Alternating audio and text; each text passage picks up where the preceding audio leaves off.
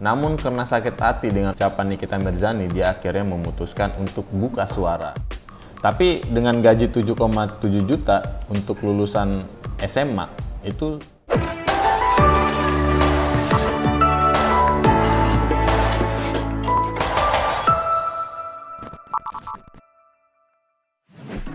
Hai Sobat Negeriku, kembali lagi di Reaction JPNN.com. Ada cerita di balik berita. Bersama gua Fatan, kita akan membahas 5 berita terpopuler di JPNN pada pekan ini. Antara lain itu soal politik hingga hukum. Berita kelima terpopuler itu berjudul Berlinang Air Mata Ungkap Alasan Cerai Baim Wong. Saya dikhianati. Di berita ini disebutkan bahwa aktor Baim Wong mengungkapkan alasan yang memicu keretakan rumah tangganya dengan istrinya Paula Verhoeven. Baim mengaku telah dikhianati oleh 2 orang terdekat yang Baim tidak mau sebutkan namanya. Please, no! No! Jadi Baim menyebutkan bahwa ada perempuan dan lelaki di mana yang laki-lakinya itu adalah teman baik Baim itu. Baim walaupun tidak menyebutkan langsung, tapi ini merujuk pada adanya dugaan perselingkuhan antara istrinya dengan orang yang dimaksud oleh Baim itu. Baim Wong semula enggan berprasangka buruk terkait kedekatan Paula dengan teman baiknya. Namun semua bukti menunjukkan adanya hubungan khusus antara Paula dengan teman baiknya itu. Sembari menangis, pemilik Tiger Wong Entertainment itu mengaku sudah berusaha mempertahankan rumah tangga. Namun setelah setahun tidak kunjung melihat perubahan pada Paula, Baim akhirnya memutuskan mengajukan cerai. Baim mengaku dalam setahun ini bertahan dengan Paula karena anak mereka.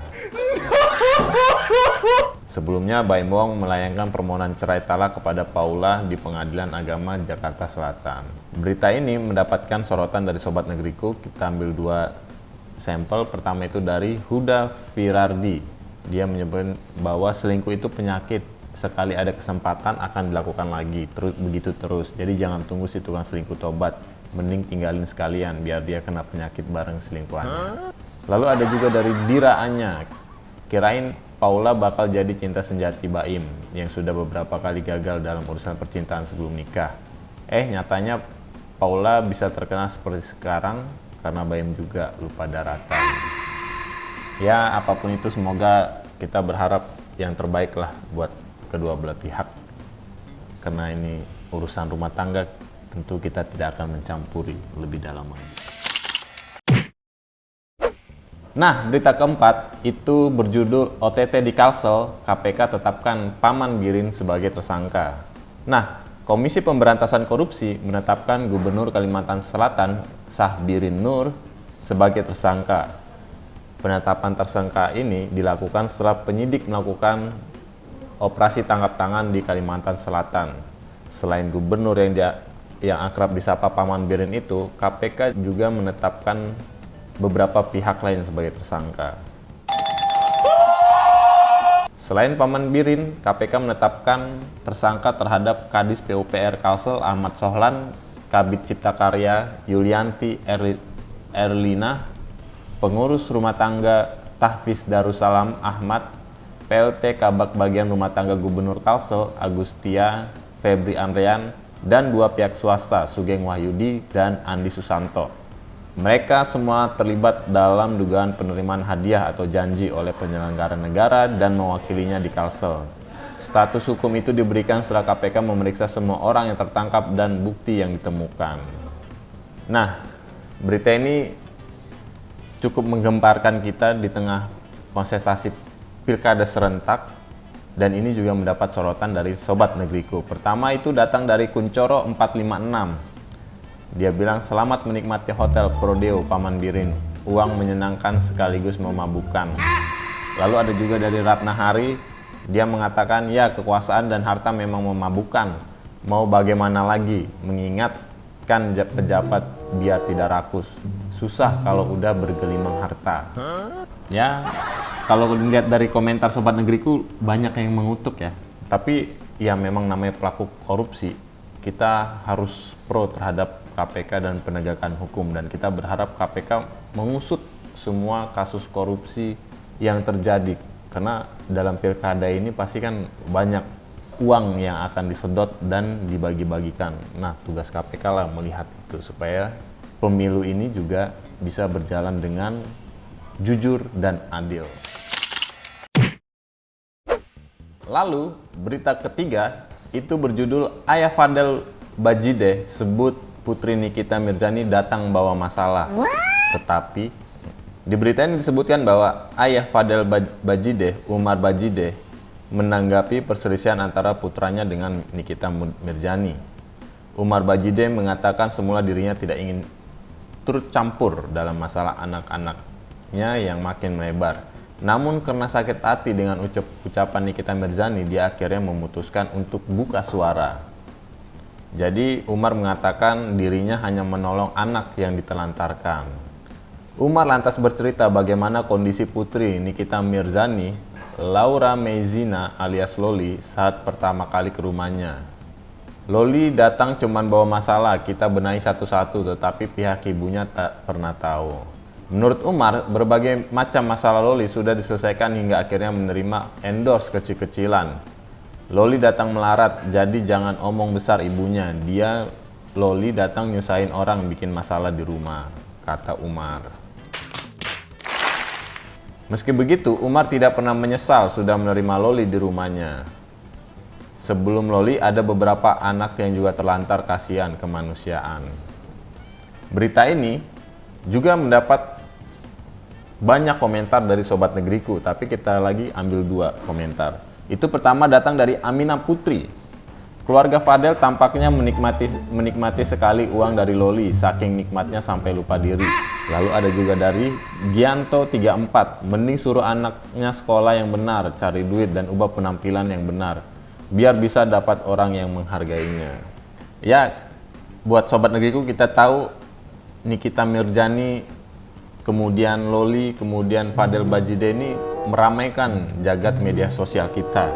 Bahkan ini kayaknya kemana-mana nih, ke polisi, sampai ada dugaan penghinaan, ada melaporkan balik lagi ke polisi. Tapi kita berharap semoga drama-drama seperti ini cepat selesai. Kalaupun memang ada yang merasa dirugikan, proses di instansi hukum, sehingga ini tidak melebar.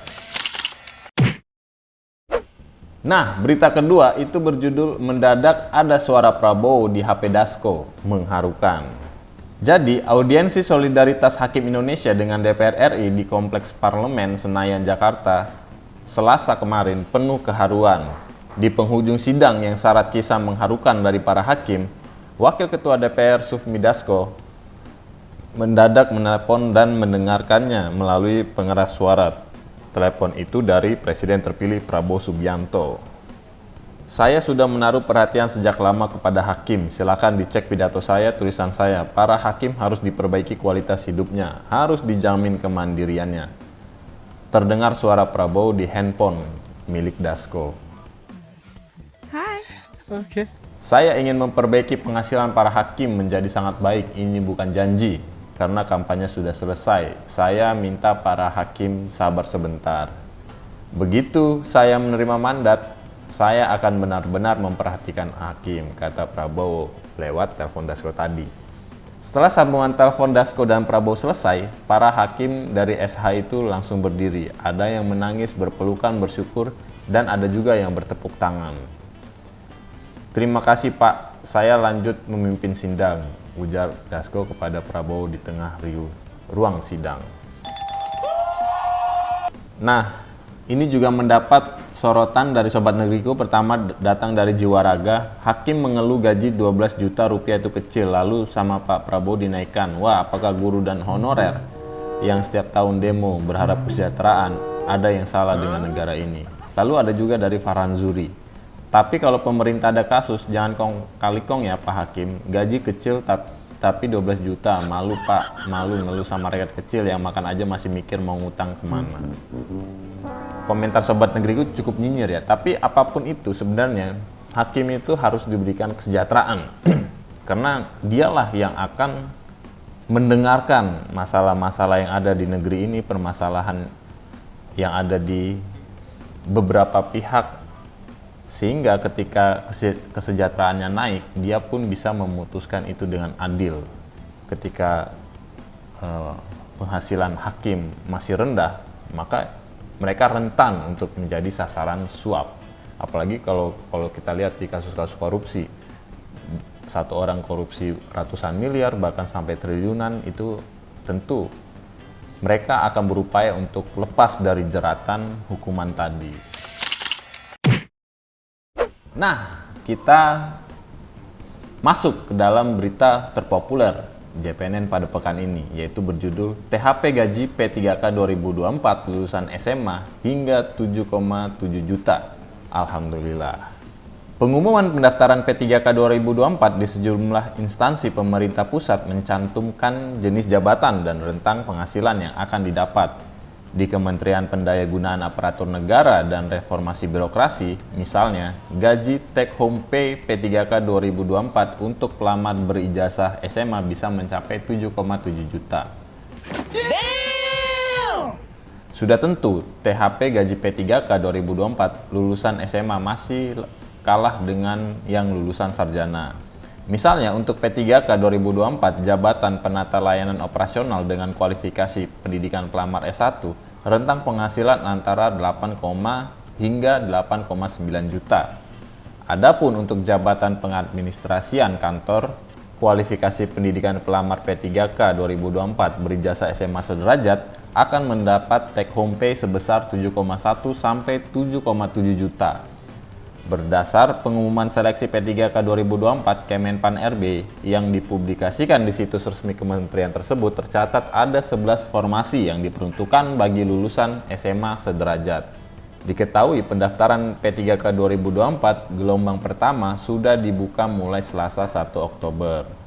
Pendaftaran P3K 2024 gelombang pertama ini diperuntukkan bagi pelamar prioritas guru, D4 bidang pendidikan tahun 2023, ex honorer K2 dan tenaga non ASN atau honorer yang masuk database BKN.